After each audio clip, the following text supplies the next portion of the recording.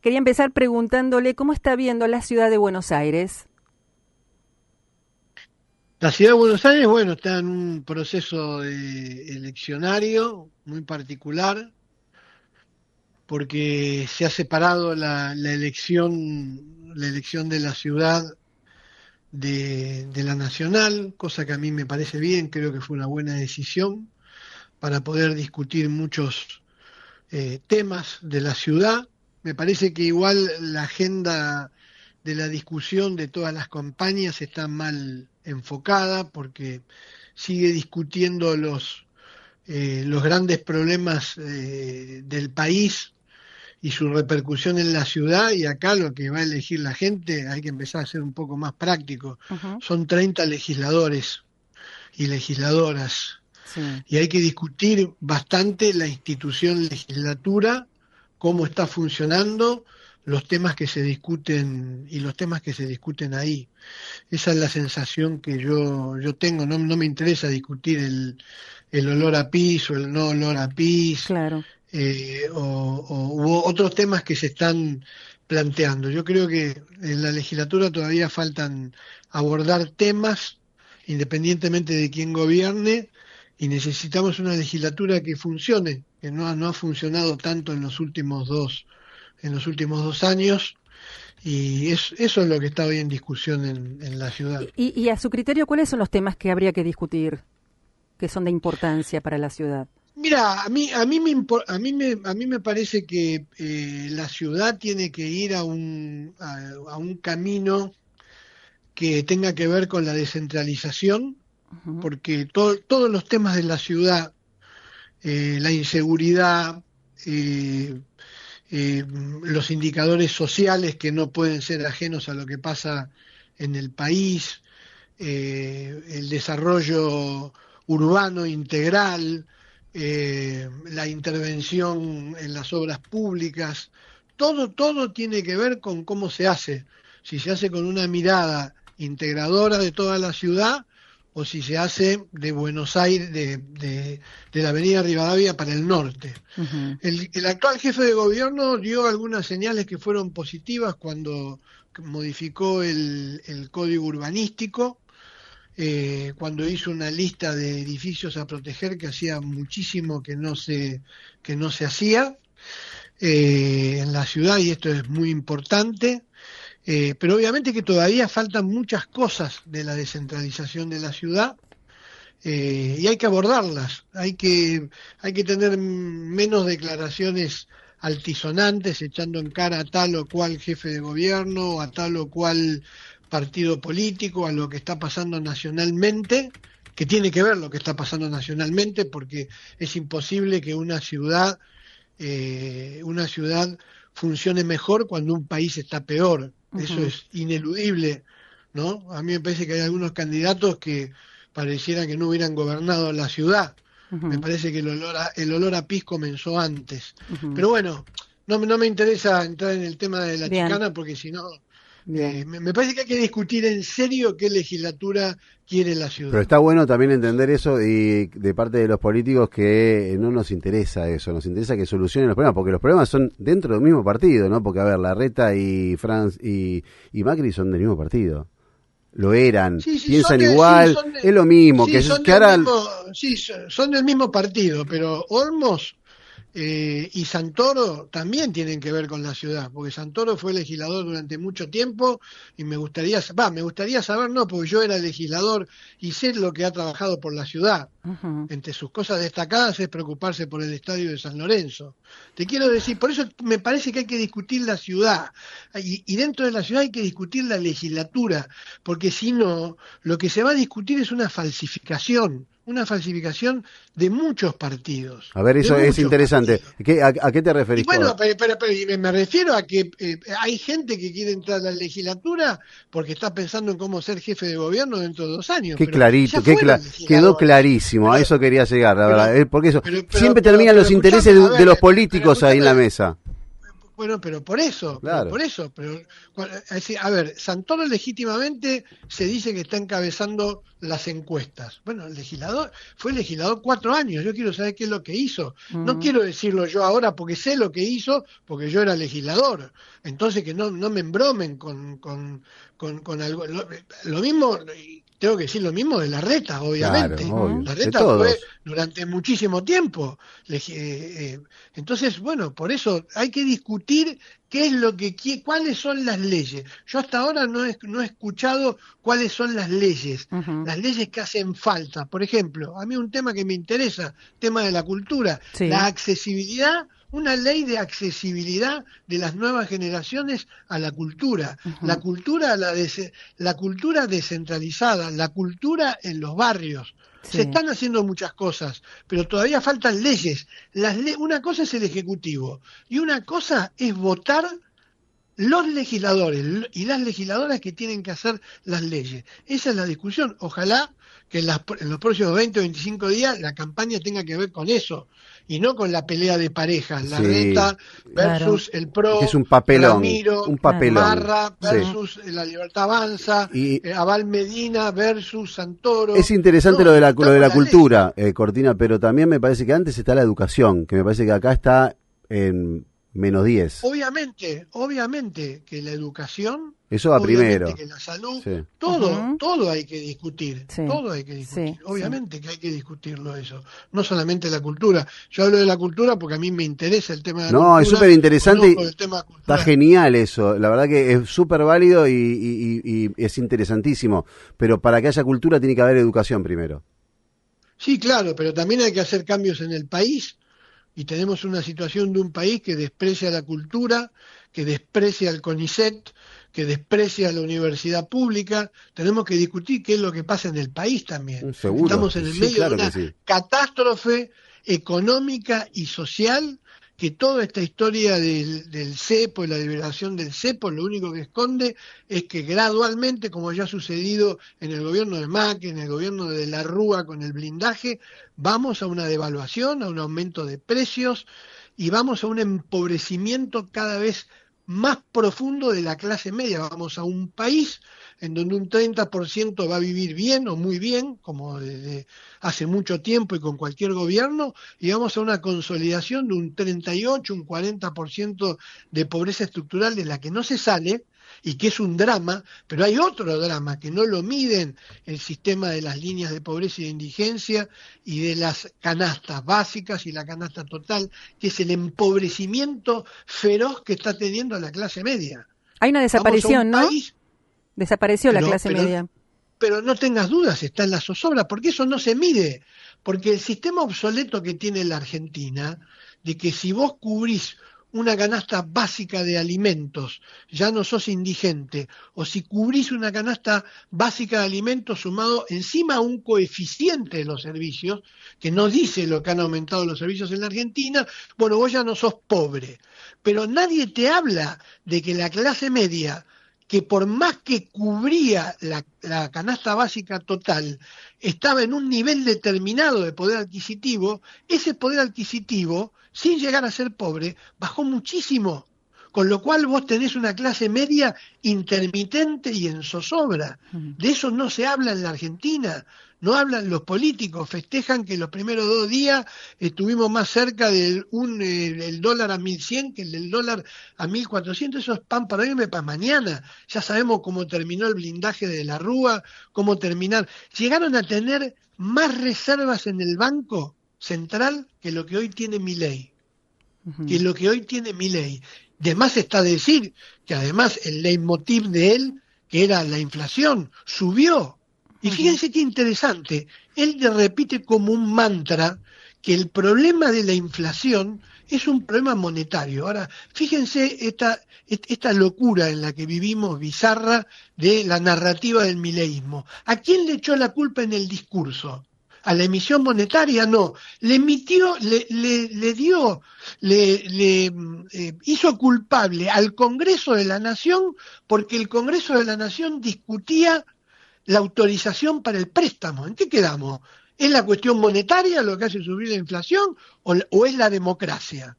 o el debate lógico que puede tener cualquier tema en el Congreso de la Nación. O sea, estamos en un país arrasado que va a terminar mal, como terminan todos estos proyectos, y ya hubo un anticipo en Santa Fe. Y yo creo que va a haber también un anticipo en la capital. Y una cosa es lo que dicen las consultoras asociadas a los grandes medios de comunicación y asociados a grupos que apoyan al gobierno, y otra cosa es lo que va a votar la gente. ¿Qué ve en ya la capital? pasó en Santa Fe. ¿Qué ve en la capital? ¿Qué es lo que ve para la capital? Que yo creo que va a ser una muy mala elección la Libertad Avanza. Uh-huh. Yo creo que va a ser una muy mala elección. Uh-huh. Como lo hizo en Santa Fe, que salieron terceros. Sí. Y ganó un proyecto de características distintas, moderadas, pero distintas. ¿No? Distintas, yo creo que son bastante distintas. E incluso el peronismo, si se suma a las dos partes que compitieron, no hizo una mala elección. La fuerza política que hizo una mala elección es la fuerza que actualmente gobierna la Argentina. Y yo creo que los porteños también, los porteños silenciosos, quizás esa mayoría silenciosa que no quiere que lo lleven de las narices, le va a propinar un gran castigo a la Libertad Avanza en esta elección del 18 de mayo. Le pregunto, ¿cree que bajó la pobreza? Los índices hablan, acá los números dicen que la pobreza bajó. ¿Usted lo cree? Eso es un disparate. Pero uno puede creer, caminando las calles más opulentas, ricas, o si querés de clase media razonable del país, que están en la ciudad de Buenos Aires, imagínate lo que debe ser el conurbano y lo que debe ser el interior, y uno ve la pobreza clarísima que hay. ¿A vos te parece que en 6 meses hubo 6 millones menos de pobres e indigentes en la Argentina? Esto es aparte, lo que se ha hecho es una falacia, además comunicacional muy grave, porque han dicho, sacamos de la pobreza a 7, 8 millones de pobres, pero en realidad lo que vos tenés que comparar es la pobreza que había a la salida del gobierno de Alberto Fernández, que era alta, 41.7, 41.7, ¿sí? O 47.1, con la pobreza que hay ahora, que es 38.7. No es como titularon los diarios, bajó 15 puntos la pobreza. Bajó, en todo caso, y entre comillas, quisiera ver si realmente está bien medida esa baja de la pobreza, bajaron los 12 puntos del desastre que hizo Milei, que la llevó en 6 meses al 52%. Yo veo cada vez más gente durmiendo en la calle. Pero obvio, y además se muestra en los supermercados, en los chinos, en el boliche de la esquina. Hay una recesión, la gente compra menos. Aparte acá hay que discutir cómo se compone la canasta básica de alimentos. Esto ya había que discutirlo de antes, pero ahora hay que discutirlo más aún todavía, porque si yo en una canasta básica de alimentos te bajo proteína y te subo hidrato de carbono, para decirlo en criollo, te meto más polenta y te saco carne, es fácil sacar gente de la pobreza, pero estás haciendo bolsa a toda una generación de chicos que no comen proteína. Entonces acá hay que discutirlo todo eso. Eso es lo que hay que discutir y que obviamente tiene impacto en todos los estados subnacionales de la Argentina, entre ellos la ciudad de Buenos Aires, por supuesto. Por eso digo que la cuestión nacional acá es muy importante. Y acá hay que tener mucho cuidado con la tibieza que tienen algunos políticos y fuerzas políticas cuando caracterizan al gobierno de Milei. Yo esto lo vengo planteando hace mucho tiempo. Se trata de un gobierno que además va a ir por la democracia. Porque un ajuste de estas características... Pero los políticos ahí son tibios o se tratan de acomodar. Porque vimos cantidad de políticos que pasaban del PRO a la Libertad Avanza acomodándose. Un poco de todo. Sí, claro que hay acomodo. Pero también hay ignorancia. Hay gente que dice, esto no va a pasar en la Argentina, no va a pasar, sí puede pasar. Muchas cosas han pasado en el mundo, si no fijémonos lo que está pasando en Estados Unidos, que era impensable, o lo que pasa en algunos países de Europa. Acá hay una oleada de ultraderecha, cuyo formato nacional en la Argentina es el mileísmo. Es gente a ver, Milei lo dice muy claramente, los problemas de Argentina ni siquiera habla del peronismo, no habla del Rodrigazo, no habla de la dictadura, no, los problemas de la Argentina comenzaron en 1916. ¿Cuál es ese el mensaje? El mensaje es que desde que empezó a votar la gente en la Argentina, empezaron los problemas. No es ni siquiera un problema contra Irigoyen, a ver si se entiende. Sí. ¿No? Es gente que no cree en la democracia, y para poder instalar un modelo del estilo de Perú o del estilo de Paraguay, que hace 20 años tienen el mismo presidente del Banco Central, que tienen déficit fiscal cero, ¿sí? Que tienen algún tipo de crecimiento que se expresa financieramente, pero que son países que tienen entre el 35 y 40% de pobreza estructural, que el 75% de los trabajadores no están en blanco y que no hacen otra cosa que exportar algún producto que le dio la naturaleza en cantidad o en poca cantidad, en mucha cantidad o en poca cantidad, y que son países que no, por más que los querramos como hermanos latinoamericanos, pero no queremos ese modelo económico para la Argentina. Este es un modelo que quiere acomodar a un 70% de la gente pasándola mal. 40% pobreza estructural de la que no va a salir durante muchísimo tiempo millones de compatriotas, y sobre todo, la clase media, que es una gran preocupación para estos modelos, ¿no? La clase media que creció y se expandió primero después del modelo conservador con los gobiernos radicales, que se expandió aún más con el peronismo en la década del 40, todas que son conquistas del estado de bienestar, es lo que a ellos les molestan. Tienen un país chico que exporte lo que le da el campo, y ahora, como encima tenemos una suerte bárbara, porque la verdad estamos bendecidos por la naturaleza, ahora hay un superpolo exportador de gas y de petróleo, de litio, y ahora va a venir el cobre también, porque si del lado de Chile en la cordillera hay cobre, ya todo el mundo sabe que del lado de la cordillera argentina también hay cobre.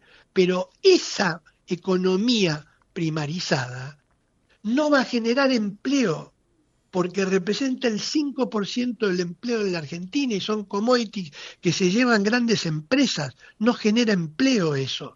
Nosotros tenemos que desarrollar un país industrializado, que es lo que no quiere Milei. Cortina, le quería preguntar, disculpe, quería preguntarle acerca de la clase media. ¿Cuál de estos últimos gobiernos se ocupó de la clase media? Mirá, en democracia, excepto la épica o como uno recuerda a Alfonsín, porque por lo menos nos dejó la democracia, en clase media, la clase media y la pobreza en la Argentina ha tenido un serrucho. Sí. Pero si uno ve la línea de tiempo, la pobreza ha aumentado y por lo tanto la zozobra de la clase media ha aumentado. Te podría decir que en el serrucho, después de recibir un país con el 50% de pobreza en el 2000, se puede decir que en los primeros 5 años del kirchnerismo hubo un restablecimiento en ese serrucho, de subida, de un mayor bienestar o redistribución de la riqueza. Obviamente se frenó estructuralmente la pobreza de los sectores más bajos, con la ayuda importantísima de lo que fue la asignación universal por hijo, pero en términos generales, a ver, yo fui diputado nacional, ¿no? Sí. En los 8 años me tocó, ingresé por el FAP, por Wiener y por distintas alianzas progresistas, pero me tocaron los 8 años del gobierno de Cristina, ¿no? El socialismo votó algunas leyes, de las cuales obviamente no estuvo arrepentido, por más que fue criticado por los medios de comunicación, y en otras cosas hemos rechazado iniciativas del kirchnerismo. Pero si vos te pones a pensar, en la Argentina hay una especie de síndrome de Estocolmo cuando hay que tocar la Bastilla de la Argentina. La Bastilla de la Argentina no es ningún palacio que haya que tomar, ninguna revolución que haya que hacer, es el sistema impositivo. Y esa es una oportunidad, por ejemplo, que perdió el kirchnerismo. Yo era diputado cuando el kirchnerismo tenía 140 votos. ¿Sabes lo que son 140 votos en la Cámara de Diputados y en el Senado? Y no se tocó un punto del IVA. Uh-huh. Un punto del IVA. No se bajó un punto del IVA.